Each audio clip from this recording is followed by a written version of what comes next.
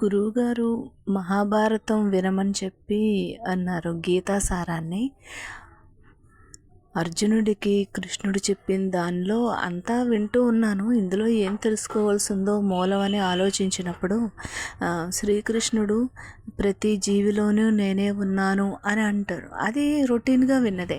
కానీ దుర్యోధనుడిని నేనే, అర్జునుడిని నేనే అని ప్రతి ఒక్కళ్ళు పేరు పేరున ఆళ్ళు నేనే వీళ్ళు నేనే అంటుంటే ఆ నేను ఎలా అయ్యావని అతను అడుగుతారు. నువ్వు మా కళ్ళ ముందే పుట్టావు కదా అని అర్జునుడు అడుగుతాడు. ఇది ఎలాగా అర్థం చేసుకోవాలి గురువుగారు అని చెప్పి అక్కడే ఆగిపోయాను. ఆగాక దాని గురించి ఆలోచించడం మొదలుపెట్టాను. అసలు ఈ విషయం తెలియాలి.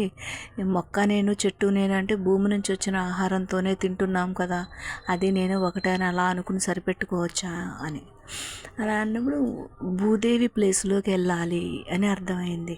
ఈ భూమి నుంచి వచ్చిన మంచి మొక్కలు, పాయిజన్ మొక్కలు అన్నీ భూమిలోనే ఉన్నాయి, అన్నీ నా నుంచే వచ్చాయి అని చెప్పి ఆయన అంటే భూమిని ఎగ్జాంపుల్గా తీసుకున్నాం.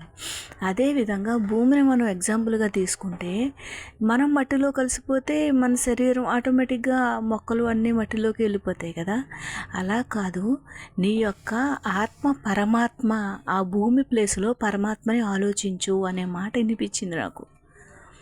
అంటే నీకు వచ్చిన గుణాలన్నీ పరమాత్మ నుంచే వచ్చాయి, అవి మంచి చెడు విచక్షణ జ్ఞానంతో నువ్వు ప్రయత్నం చేయాల్సి ఉంటుంది, జీవితాన్ని గడపాల్సి ఉంటుంది, సాధు జీవనం, ఉన్నతమైన వ్యక్తిత్వాన్ని మనం నిర్మించుకోవాలి అని. ఓం శ్రీ గురు రమణ.